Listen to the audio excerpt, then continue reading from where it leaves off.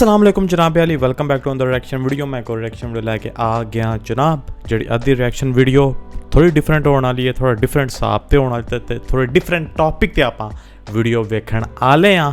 Video तो नज़र आ गई होनी है। वीडियो जनाब अली दी देश बह दे वलों मिलता है। मैं ऐन दे वलों मैं एक या दो पहला कोई वीडियो वेखी काफ़ी देर पहला, ठीक है।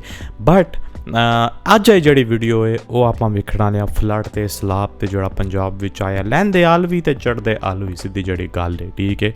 इको पासे नहीं आया, सारे किरे बारिशां हो रही ने, सारे किरे पानी छड़िया गया स्पैशली पंजाब अल। तो ओदी गलबात होवी दी इस वीडियो दे वल्लों इन्हां दे वल्लों। सो वेखने कि की आंदे ने, की दसदे ने, ठीक है। वेलियां मारदे ने या वाकई कोई काम की गल दसना है कि क्यों होया, क्यों सारा साहब, क्यों पानी छड़िया गया, क्यों इन्नियां बारिशां हो रही, एदा की हल है, की करना चाहिए आया पहला, तो किन्ने लोग एदे नाल इफेक्ट होए ने। ते आई होप यार सारे सही होवो, हैर हरियत नाल होवो, बस यार प्रे फॉर पंजाब यार, प्रे फॉर पंजाब। पर चलने आ भाई, पंजाब्स वर्स्ट फ्लड इन 40 ईयर्स, 40 सालों के विच सब तो पैड़ा सैलाब आया है। गल तो है, नज़र भी आ रहा है, जो तुम वीडियो तस्वीर वेखियां होवन दियां इंटरनेट के उत्ते, समझ गए हो। क्लाइमेट चेंज और लैसन नॉट लर्न, ठीक है। आई डोंट नो की एदा मतलब दोवां च केड़ा हो सकता है, ठीक है। क्लाइमेट चेंज हो रहा या जो करना चाहिए आए काम, जेडे काम गौरमेंट नू करने चाहिए आए काम वो नहीं कीते, तो हुण एदा एदा तो रिजल्ट नज़र आ रहा सामने। पर चलने आ भाई, वेखने आ कैसी वीडियो होंदी है ते सानू की दसदे आ देशभक्त होरी। ये है गुरुग्राम, मिलेनियम सिटी, नए भारत का चमकता टिमटिमाता प्रतिबिंब, ग्लोबल इंडिया का शोकेस, जिसे मल्टीनेशनल कॉर्पोरेशंस अपना घर कहते हैं। और ये है गुरुग्राम की सच्चाई कुछ घंटे बारिश के बाद। हमारे देश में कोर्ट, कैग, पीआईएल सबको दबा दिया गया है, लेकिन इंद्र देवता कुछ ही घंटों के अंदर करप्शन, धांधली, दलाली की पोल खोल देते हैं। और एक दिन के लिए ही सही, लोगों को टैक्स देने के बाद भी कॉकरोच होने का एहसास भरपूर होता है। ऐसा मुझे लगता है this is not in Punjab side, this is kind of kind of India city side तुसी कह सकते हो। दरअसल बेंगलोर और मुंबई की तरह किसी ने गुरुग्राम की हाइड्रोग्राफी को ध्यान से पढ़ा ही नहीं। यह शहर एक टाइम पर शहाबी रिवर बेसिन का एक हिस्सा हुआ करती थी, जहां सीजनल लेक्स हुआ करते थे। इसी कैचमेंट एरिया के ऊपर 1990s में बड़े बड़े इमारत बना दिए गए। पैसे खिलाकर बिल्डर्स ने इंक्रोचमेंट कर दिया, नेचुरल ड्रेनेज चैनल्स को ब्लॉक कर दिया। नतीजा आज यह हुआ कि मॉनसून में 100 करोड़ वाली अपार्टमेंट्स के सामने गटर वाली वेनिस फीलिंग आती है। देखो आप। लेकिन चलो, हर साल डूबते हुए मैक्सिमम सिटी मुंबई और मिलेनियम सिटी गुरुग्राम को मीडिया कवरेज और सोशल मीडिया आउटरीच तो मिल जाता है। इस बार तो हमारे हिल्स में जो हुआ उसकी हालत भी किलर मॉनसून्स, ओके। पूरे देश ने देखा। जम्मू एंड कश्मीर, उत्तराखंड, हिमाचल प्रदेश में कुल मिलाकर 500 मौतें के आसपास दर्ज की गई हैं एक मॉनसून के अंदर। लेकिन जो पंजाब में आज हो रहा है वो शायद इससे भी ज्यादा ट्रेजिक और इससे भी ज्यादा प्रिवेंटेबल ट्रेजेडी है। लेकिन चाहे वो 1988 हो, 2008 हो या 2028 ही क्यों ना हो, हम कुछ सीखने वाले कहां हैं। पंजाब 40 सालों में सबसे बुरे बाढ़ का आज सामना कर रहा है। 30 लोगों की जान जाने की पुष्टि हो चुकी है। यह आंकड़ा और भी बढ़ सकता है आने वाले दिनों में। 3 लाख एकड़ की खेती 3 लाख हो गए, बाड़ी तबाह हो चुकी है। पंजाब वर्ष 3 लाख एकड़ यार। मैं काफ़ी वीडियोस वेखिया ने, काफ़ी पिक्चर्स वेखिया ने, ते मैन बहुत सैड है, बहुत सैड काम है। लोग पहले ही आने गरीब आ, लोगों को पहले ही आनिया काम काज नहीं होंगे। सीधी जी गल है, स्पैशली जो पंजाब विच रहिंदे आ, ते उत्तों एजीमिया तो ना कमाना कमाना होंदा कुछ जो बचता है साल के बाद, वेच वूच के, ते ਉਹ पानी नाल भर जान, ते ਜਿਹੜਾ ਉਹਨੇ ਲਾਈ ਹੈ ਸ਼ੈ किसान ने लाई है शह ਉਹਦੇ ਵਿੱਚ कोई बूटा छूटा लाया है, वही जानता रहे तो पीछे बचता की है, समझ रहे हो ना।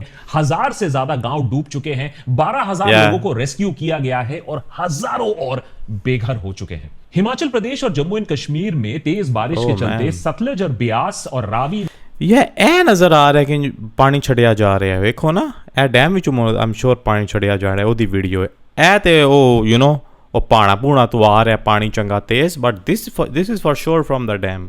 नदी उफान पर है। बाढ़ का पानी गुरदासपुर, अमृतसर, तरनतारन, फिरोजपुर, पठानकोट, कपूरथला, होशियारपुर डिस्ट्रिक्ट्स में तबाही मचा रहे हैं।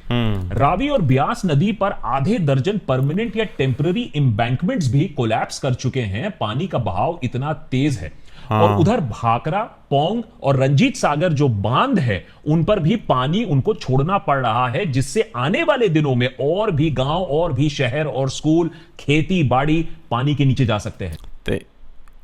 इस तरह का ही पानी छड़िया गया पाकिस्तान वाल भी, क्योंकि हर साल इंडिया पानी छड़ता है, ठीक है, तो इस साल भी छड़िया गया। ऑफकोर्स जो बारिशों का मौसम हो रहा है, जो नहीं छड़ना चाहिए आ उस टाइम छड़िया गया है। ऑफकोर्स उन्होंने तो ईजी आ, उन्होंने अपने पंजाब में छड़िया, साढ़े पाकिस्तान भी हल भी छड़ देता है, तो या फिर दोवे पासे ही हलचल मची है यार। बारिश इतनी तेज हुई है कि 36 घंटों के अंदर अंदर भाखड़ा डैम का स्तर 4 फीट बढ़ गया। अभी डैम अपने डेंजर मार्क के आसपास आ चुकी है। पौंग डैम और रंजीत सागर डैम तो पिछले हफ्ते ही अपना डेंजर मार्क क्रॉस कर चुकी थी और इनसे पानी रिलीज करना डैम पड़ा, जो बांध है उस पर प्रेशर कम करने के लिए। इतने पानी ने पंजाब के कई इलाकों को तबाह कर दिया है। नेशनल डिजास्टर रिस्पांस फोर्स या NDRF, army, border security force अपना search and rescue operations conduct कर रही है। वहीं मीटरोलॉजिकल डिपार्टमेंट ने आने वाले दिनों में और भी बारिश का प्रेडिक्शन किया है। अब ये चिंता का विषय है, इसलिए क्योंकि यहां के जो एरियाज हैं उनके रिजर्वॉयर्स सितंबर एंड तक भर जाते हैं जब मॉनसून खत्म होता है। लेकिन आलम अभी यह है कि सितंबर की शुरुआत हुई है और ऑलरेडी बांध ओवरफ्लो कर रहे हैं और भी ज्यादा बारिश आमनी आई है। 2025 के फ्लड्स ने पंजाब में 1988 की यादें ताजा कर दी हैं। 1988 वो साल जब सतलज, ब्यास और रावी नदी वाटर ऑफ सोरोस बनकर 500 लोगों की जानें ले लेती है। उस साल ताबड़तोड़ बारिश मार्च के महीने में शुरू होती है और सितंबर में बारिश रुकने की जगह और ज्यादा तेज हो जाती है। नतीजा यह होता है कि गुरदासपुर से लेकर लुधियाना, जलंधर से लेकर संगरूर तक मानो पूरा पंजाब पानी के नीचे आ गया हो। इस बड़े हादसे के बाद सरकार ने कई स्टडीज करवाई पता लगाने के लिए कि मेन कारण क्या था। हर स्टडी ने यह पाया कि मेन कल्प्रिट मॉनसून्स में ओवरफ्लोइंग रिवर्स है, लेकिन उतना ही इंपॉर्टेंट था हमने क्या काम किया था। हमारा ह्यूमन इंटरवेंशन, हमारी गलती, पुअर मैनेजमेंट। जो हमने वाटर मैनेजमेंट करना था वो हमने ठीक से किया ही नहीं। जो वाटर ड्रेनेज सिस्टम था उसे हमने ठीक से चलाया नहीं। कैनाल्स, नेचुरल वाटरवेज जो थी वो चोक थी। दूसरी बांध जो है, छोटे बांध हैं, उनको हमने ठीक से मेंटेन नहीं किया। उसके ऊपर इलीगल माइनिंग किया, डिफॉरेस्टेशन किया, इलीगल एंड माइंडलेस कंस्ट्रक्शन जो किया फ्लड प्लेन के ऊपर। बेसिकली आ बैल मुझे मार। सालों से एक्सपर्ट्स की वार्निंग्स के बावजूद पंजाब की नदियों को डीसिल्ट नहीं किया गया। उनकी वाटर कैरिंग कैपेसिटी कम होती गई। ऊपर से क्लाइमेट चेंज आज स्कूल की टेक्स्ट बुक में एक अध्याय बनकर नहीं रह गया है। इंडिया और पाकिस्तान, पंजाब की अगर हम बात करें तो क्लाइमेट चेंज रेगुलरली तबाही मचा रही है हमारी आंखों के सामने। बिल्कुल। पाकिस्तान, पंजाब में तो हालत और भी ज्यादा खराब है। Exactly, that's what I am telling you. Pakistan आलवी हालत बहुत ही ज़्यादा खराब है यार, ठीक है। किंजाए आम ब्याह पे इंडिया नालों भी वध खराब हुई पई हालत, ठीक है। तो पानी अपने आप पे है भाई, लाहौर, सियालकोट अपने पे है। तो किंजा भी कह रहे 850 डेड, तो 2 मिलियन पीपल नो इंपैक्ट होया है, ठीक है। तो 7.5 लाख पीपल रेस्क्यू किए ने, तो 5 lakh life stock trapped in floods. Lakh लोग इंपैक्ट हुए हैं इस फ्लडिंग के चलते। इस साल सरकार ने 7.5 लाख लोगों को रेस्क्यू किया है। 5 लाख लाइफ स्टॉक फ्लड में, अभी फ्लड के पानी में फंसे हुए हैं। 850 जाने ऑलरेडी जा चुकी हैं। पंजाब में लोग इस बाढ़ का मुकाबला डटकर कर रहे हैं। सरकार मदद करे या ना करे, लोग खुद एक दूसरे की मदद जरूर कर रहे हैं। बिल्कुल है, पर लंगर भी आपको दिखने को मिलेंगे। लेकिन क्या इस बाढ़ के बाद लोग अपने कामकाज में फिर से वापस लग जाएंगे, बिजी हो जाएंगे, या इस बात की मांग करेंगे कि इतने इतने बड़े बड़े बांध बनने के बाद, प्रीवियस बाढ़ होने के बाद आज हालत 2025 में ऐसा क्यों है? बिल्कुल। घाघर नदी आज भी मॉनसून में तबाही क्यों मचा रही है?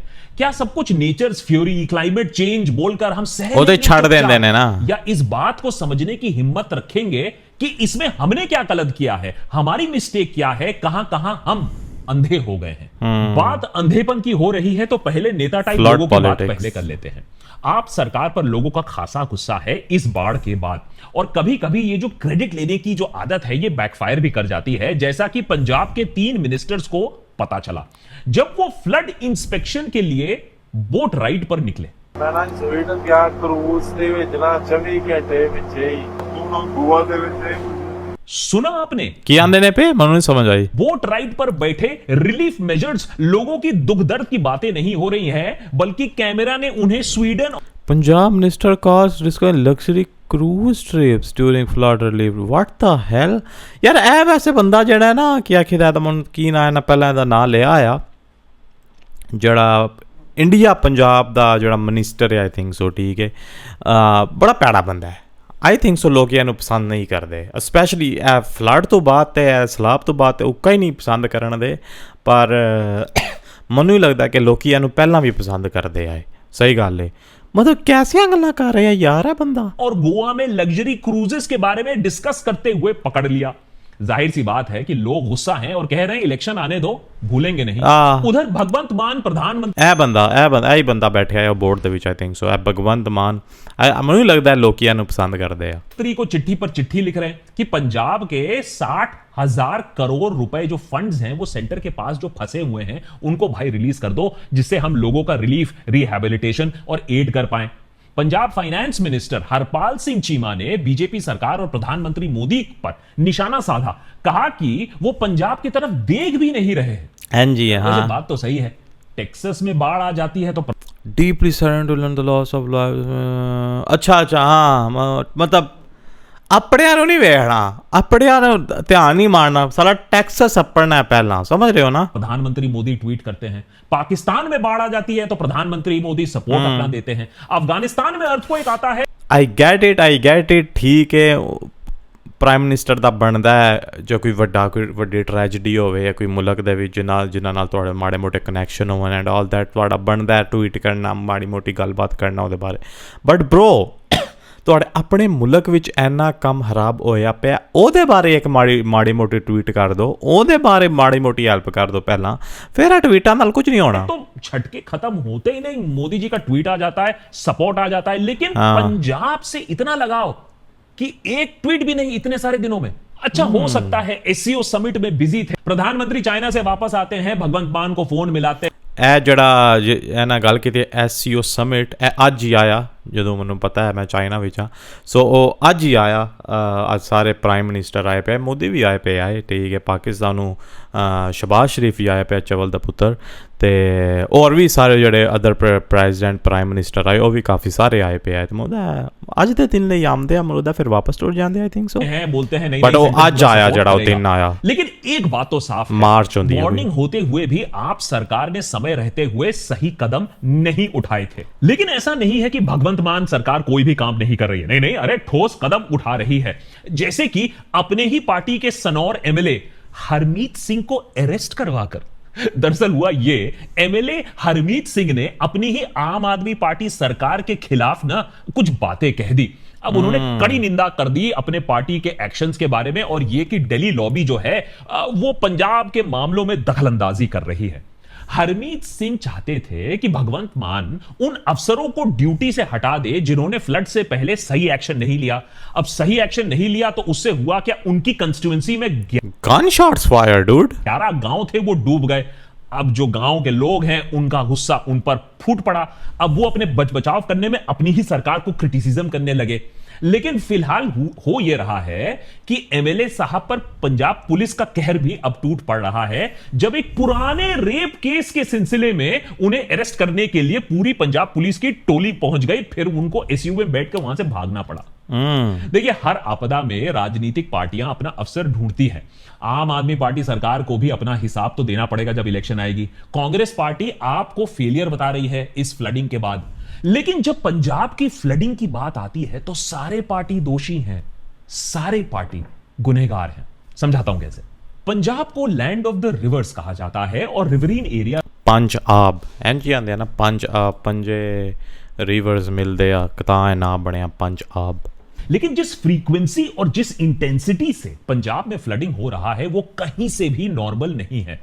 अभी 2025 की फ्लडिंग, उससे 2 साल पहले 2023 में भी फ्लडिंग हुई थी पंजाब में, उससे 2 साल पहले भी फ्लडिंग हुई थी जब करीबन 1400 विलेजेस 18 डिस्ट्रिक्ट में पानी के नीचे चले गए थे। और इसका कारण सिर्फ नेचर नहीं है। ऑफ कोर्स नहीं है। देना अपने काम पर फिर लग जाना बहुत आसान है, लेकिन ये रहे 6 ह्यूमन इंड्यूस्ड फैक्टर्स जिसके वजह से आज पंजाब की यह हालत है। पहले थोड़े कारण समझ लीजिए, उसके बाद सॉल्यूशंस की भी बात करेंगे। सबसे पहला कारण है डैम्स। जी हां, भाखड़ा, पौंग, रंजीत सागर डैम, जिन्हें बनाया तो गया था अच्छे कारणों के वजह से, हाइड्रो इलेक्ट्रिक पावर जनरेट होगा, सिंचाई के लिए पानी डिस्ट्रीब्यूट हो जाएगा, तो डैम्स अच्छे होते तो हैं, लेकिन वही डैम्स मॉनसून में भारी पानी भी रिलीज करते हैं, वो भी झटके में पानी रिलीज करते हैं, जिससे डाउनस्ट्रीम तबाही मच जाती है। भाखड़ा डैम दुनिया के सबसे विशाल, सबसे प्रसिद्ध बांधों में उसे गिना जाता है। यहां इतना पानी स्टोर होता है, इतना पानी स्टोर होता है कि सतलज नदी बस एक सूखी हुई धारा बनकर रह जाती है। अब सालों से लोगों ने क्या किया, इसी सूखे हुए रिवरबेड पर फार्मिंग करने लगे और घर भी बसाने लगे। लेकिन जब बाढ़ आती है, जब बांध में पानी भर जाता है, जब फ्लडगेट्स को खोला जाता है, तो यही घर, यही खेत तबाह हो जाते हैं और साथ ही साथ ये जो पानी जिसको ब्लॉक फील करता है, पानी दूसरे जगहों तक भी पहुंच जाता है। दूसरा कारण, एक्सेस रेन वाटर को संभालने के लिए ड्रेन्स, सीजनल रिवरलेट्स और एम्बैंकमेंट्स बनाए जाते हैं, लेकिन उन्हें मेंटेन करना बहुत जरूरी है। मेन प्रॉब्लम ड्रेनिंग दी है, ड्रेनेज दी है। मतलब जो पानी आंदा है, नालियां शालियां, गटर गुटर सारे जिथे पानी जाना चाहिए उत्थे जांदा नहीं। जो जांदा है तो फिल पहला हो जाता है, जे नहीं जाता तो ਉਹਦੇ ਅੱਗੇ ਉਹ ਗੰਦ ਛੰਦ ਜਿਹਦਾ ਮਤਲਬ ਮੇਨਟੇਨੈਂਸ ਨੇ ਉਹਨਾਂ ਦੀ ਕੀਤੀ ਜਾਂਦੀ, ਠੀਕ ਹੈ, ਉਹਨਾਂ ਧਿਆਨ ਨਹੀਂ ਰੱਖਿਆ ਜਾਂਦਾ, ਸਾਫ਼ ਨਹੀਂ ਕੀਤਾ ਜਾਂਦਾ। ਉਹਦੇ ਵਜ੍ਹਾ ਦੇ ਨਾਲ ਆਫ ਕੋਰਸ ਪਾਣੀ ਜੀ ਬਾਰਿਸ਼ ਆਈ ਦੀ, ਥੋੜੀ ਜਿਹੀ ਬਾਰਿਸ਼ ਆਈ ਦੀ, ਉਹਨਾਂ ਬੰਦ ਹੋ ਜਾਣਾ, ਕੰਮ ਖਰਾਬ ਹੋ ਜਾਣਾ, ਪਾਣੀ ਉੱਤੇ ਚੜ ਜਾਣਾ, ਸਿੱਧੀ ਜਿਹੜੀ ਗੱਲ ਹੈ। ਪਰ ਡੈਮਸ ਵਾਲੀ ਵੀ ਗੱਲ ਠੀਕ ਹੈ, ਦੂਸਰੀ ਵੀ ਗੱਲ ਠੀਕ ਹੈ, पर पॉलिटिशियन दे ही आना है भाई, ओ बहुत बारिश होगी, बारिश होती है, पानी आता है, सैलाब आता है। इस साल रावी और ब्यास के एम्बैंकमेंट्स कोलैप्स कर जाते हैं। जब बांध अपनी पानी तेजी से छोड़ता है तो ये एम्बैंकमेंट्स टूटने के चांसेस और भी बढ़ जाते हैं, और उसके ऊपर आपने मेंटेनेंस तो की नहीं, तो हुई ना तबाही का फॉर्मूला। तीसरा कारण, 2020 में department of mines and geology, government of Punjab की रिपोर्ट की बात कर रहा हूं, उन्होंने 2019 के फ्लड्स के ऊपर एक मेजर रिपोर्ट निकाली। कारण निकाला कि सिल्ट एक मेजर रीजन है पंजाब में फ्लडिंग की वजह से। नदी अपने बहाव में, आपको मालूम है, सिल्ट कैरी करती है, इससे फर्टाइल प्लेन बनते हैं, उसी फर्टाइल प्लेन पर खेती होती है। ये बेसिक जियोग्राफी है। लेकिन इंसानों ने रिवर को कंट्रोल करने के लिए दोनों साइड पर एम्बैंकमेंट्स बना दी ऊंची ऊंची। नतीजा यह हुआ कि सिल्ट अब एक बहुत छोटे और बहुत पतले कॉरिडोर में जमा होने लगा, और इसका नतीजा होता है कि नदी की जो वाटर कैरिंग कैपेसिटी होती है वो कम हो जाती है। अब पानी है भाई साहब, वो तो अपना रास्ता कहीं ना कहीं ढूंढ ही लेती है, और भारी नुकसान फिर किसानों को सहना पड़ता है। अब पंजाब सरकार को इस रिपोर्ट को देखकर, इस रिपोर्ट को पढ़कर एक डीसिल्टिंग प्रोग्राम शुरू करना था, क्योंकि इससे नदी की वाटर कैरिंग कैपेसिटी 15,000 से 50,000 क्यूसेक तक बढ़ सकती थी। छोटा एग्जांपल देता हूं, सतलज नदी 416 किलोमीटर का बहाव है, 1500 मीटर्स का इसकी चौड़ाई है। वाटर कैरिंग कैपेसिटी बोले तो 2 लाख से 3 लाख क्यूसेक है इस नदी में। लेकिन सिल्टिंग की वजह से, सरकारी रिपोर्ट बोल रहा हूं, सिल्टिंग की वजह से नदी की कैपेसिटी कम होकर 80 से 90 हजार क्यूसेक रह गई है। अब जब कैरिंग कैपेसिटी ही इतनी कम हो जाएगी तो नेचुरली फ्लडिंग तो होगी ही, क्योंकि नदी का पानी कहीं ना कहीं तो जाएगा। यह सब जानते हुए भी सरकार ने इस पर खास फोकस नहीं दिया। आप सोचो, जो फ्लड रिलीफ में काम कर रहे हो, जो फ्लड रिलीफ में आप पैसा लगा रहे हो, वही पैसा अगर आपने डीसिल्टिंग में लगा दिया होता तो पंजाब के आज इतने बुरे हाल ना होते। चौथा पॉइंट, फ्लड प्रोन एरियाज के ऊपर कंस्ट्रक्शन करना जानबूझ के। आज अगर पटियाला अंडर वाटर है तो वो इसलिए है क्योंकि शहर के कई हिस्से चोल या सीजनल रिवरलेट लैंड के ऊपर बना दिए गए हैं। अब ये इलीगल है, लेकिन इस इलीगल कंस्ट्रक्शन की मंजूरी खुद स्टेट के urban planning and development authority ने दी है, तो कर लो बात। पांचवा कारण, पंजाब की पैडी कल्टीवेशन भी सिचुएशन को और बिगाड़ती है। पहले कॉटन मेज कल्टीवेशन हुआ करता था, पंजाब के एग्रो क्लाइमेटिक कंडीशन को यह सूट करता था। एक्सेस रेन वाटर जो होता था वो जमीन में खिंच जाती थी, लेकिन पैडी को तो पहले से ही स्टैंडिंग वाटर चाहिए होता है, तो अगर इसके ऊपर आप बारिश करा दोगे तो natural absorption into the land तो होगा नहीं। छठा कारण, क्लाइमेट चेंज, और जिस आग में हम और घासलेट आज डाल रहे हैं। क्लाइमेट चेंज लफ्ज लाके बह रहे हैं, इसको दुनिया का 3rd पोल कहा जाता है, और क्लाइमेट चेंज का इंपैक्ट पहले यहां दिख रहा है। हिमालयस के ग्लेशियर्स और पर्माफ्रॉस्ट एशिया के 10 मेजर नदियों को फीड करते हैं, जिन नदियों के भरोसे बाय द वे 1.3 बिलियन लोगों की जिंदगी चलती है। लेकिन क्लाइमेट चेंज के चलते ग्लेशियर्स तेजी से रिट्रीट कर रहे हैं। वाटर फ्लो जो हो रहा है वो अनप्रिडिक्टेबल बन रहा है, जिसकी वजह से फ्लड्स, लैंडस्लाइड, फ्लैश फ्लड्स हैं, उनके चांसेस बढ़ रहे हैं दिन ब दिन। जैसे कि घाघर एक सीजनल रेनफेड रिवर है, माने उसके ऊपर ना कोई बांध है, ना कोई वाटर कंट्रोल फीचर है। लेकिन जब हिमाचल, हरियाणा से भारी बारिश होगी, उनके कैचमेंट एरिया में बहुत ज्यादा अगर बारिश होती है, तो यह पानी का उफान इस नदी में आ जाता है और पंजाब में तबाही मचाता है। तो यह पूरा इंटरकनेक्टेड होता है। ये मैंने आपको सिर्फ कुछ कारण बताए हैं, कारण इससे भी ज्यादा है। अब आप बोलोगे कि फिर सोल्यूशन क्या है? ये तो क्लाइमेट चेंज है, हम कुछ कर नहीं सकते हैं। कर बहुत कुछ सकते हैं, करते सकते हैं। अगर खत्म नहीं कर सकते हैं तो मिटिगेट कर सकते हैं, माने जो जान माल का जो नुकसान होता है उसे कम कर सकते हैं। बिल्कुल है, मैं आखिर मतलब जे बिल्कुल बिल्कुल ਕੰਪਲੀਟਲੀ ਫਲੱਡ ਨੂੰ ਖਤਮ ਤੇ ਜੇ ਨਹੀਂ ਕਰ ਸਕਦੇ, ਐਟਲੀਸਟ ਥੋੜਾ ਘਟਾ ਸਕਦੇ ਨੇ। ਜਿੰਨਾ ਨੁਕਸਾਨ ਹੋਇਆ ਲੋਕਾਂ ਦਾ, ਜ਼ੀਵੀਆਂ ਦਾ, ਮਾਲ ਡੰਗਰ ਦਾ, ਠੀਕ ਹੈ, ਉਹਨੂੰ ਘਟਾ ਸਕਦੇ ਨੇ, ਠੀਕ ਹੈ। ਹੌਲੀ ਹੌਲੀ ਠੀਕ ਹੈ ਖਤਮ ਵੀ ਕਰ ਸਕਦੇ ਨੇ, ਪਰ ਇੱਕੋ ਦਮ ਨਹੀਂ ਖਤਮ ਹੋ ਸਕਦਾ, ਠੀਕ ਹੈ। ਬਟ ਐਟਲੀਸਟ ਜੇ ਥੋੜੀ ਸਫਾਈ ਕਰਨ ਨਾਲ, ਕੋਸ਼ਿਸ਼ ਕਰਨ ਨਾਲ, ਜਿਹੜੇ ਮਸਲੇ ਉਹਨਾਂ ਦੱਸੇ ਆ ਉਹਦੇ ਹੱਲ ਕਰਨ ਨਾਲ काट सकते हैं, ठीक है, काट सकती है, मतलब डैमेज काफी काट सकता है। देखिए, सबसे पहले तो मैं हमेशा कहता हूं, मैं पहले आपको मानना पड़ेगा प्रॉब्लम है। आधे लोग तो बोलते हैं प्रॉब्लम ही नहीं है, सब चंगा सी है। लेकिन अगर आपने मान लिया कि प्रॉब्लम है, तो सबसे पहले चाहे वो आम आदमी पार्टी हो या कांग्रेस हो या एसएडी हो या बीजेपी हो, सबको बोलना पड़ेगा कि हमने पंजाब में वी हैव मेस्ड अप, हमने कुछ नहीं काम किया है, हमें इस मामले में और सीरियस होने की दरकार है। अगर आपने ये बात मान ली है, तो सारे पार्टीज मिलकर एक प्लेज ले सकते हैं कि पार्टी में जो भी पावर में हो, ये सारे जो काम है जो मैं अभी आपको बता रहा हूं, ये कोई भी पार्टी जो है वो पावर में है वो करेगी, यहां से पैसे चुराएगी नहीं, इस पर फोकस हटेगा नहीं। सबसे पहला, ठीक है, आपको रेगुलर मेंटेनेंस और अपकीप ऑफ डैम्स करना है।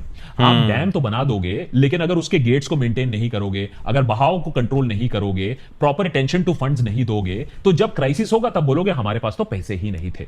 अगर आप जो बंद हैं, अगर जो एम्बैंकमेंट्स हैं, उन्हें स्ट्रेंथन नहीं करोगे, मॉनसून से पहले उनकी मरम्मत नहीं करोगे, तो वो टूटेंगे और उसके बाद फ्लडिंग होगी।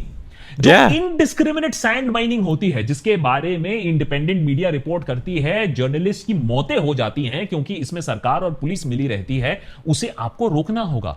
क्योंकि सैंड माइनर्स रिवरबेड में डिगिंग करते हैं, बंद के पास, एम्बैंकमेंट्स के पास वो डिगिंग करते हैं, जिससे ये जो एम्बैंकमेंट्स हैं ये अपने आप कमजोर हो जाती हैं, मॉनसून में टूट जाती हैं। अब जो स्टेट का जो वाटर रिसोर्सेज डिपार्टमेंट है, उसने ऑलरेडी 2024 एक गाइडबुक निकाला था। तो ये देखिए, जो सोल्यूशन है ये अननोन नहीं है। आप सोचिए, गाइडबुक है जिसे 2010, 2013, 2019, 2023 के फ्लड्स को देखकर बनाया गया था।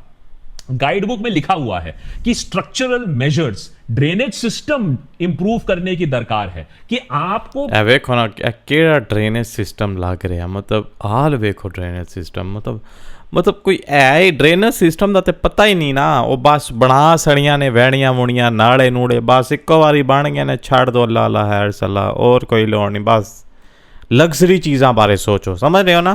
प्री आइडेंटिफाई करना है कौन सा इमरजेंसी रूट है, कौन से लोगों के लिए शेल्टर लोकेशन है, कहां से पानी का बहाव जाएगा, ये सारी चीजें आइडेंटिफाई कर उस पर एक्शन लेने की दरकार है। लेकिन क्या हुआ इस गाइडबुक का? इसको डस्टबिन में फेंक दिया जाता है। बिल्कुल। क्लाइमेट चेंज को आज हम रोक तो नहीं सकते हैं, वो टाइम तो हम निकल गया, लेकिन क्या क्लाइमेट चेंज के लिए हम रेडी हो सकते हैं? आपको जानकर हैरानी होगी कि सिर्फ 10% ऐसे शहर हैं हमारे पूरे देश में जिसके पास स्टॉर्म वाटर सुएज सिस्टम है। माने अगर भारी बारिश होती है, पानी का भारी बहाव आता है, तो ये स्टॉर्म वाटर ड्रेनेज सिस्टम पानी को तेजी से शहर से बाहर निकाल सकते हैं। सिर्फ 10% शहर में ये सिस्टम है। इसीलिए मतलब जिन्ना वड्डा इंडिया है, पाकिस्तान तो वड्डा इंडिया है, ते एनिया स्टेट्स, एने शहर ते सिर्फ 10 जगह के उत्ते उन्हें बनाया नहीं रहा dam. I am sure Pakistan को ते कोल मे बी ਇਹਦੇ ਨਾਲੋਂ भी घट होए, क्योंकि पाकिस्तान ਨੂੰ डैमेज भी इंडिया नालों ज़्यादा होया फ्लड दा।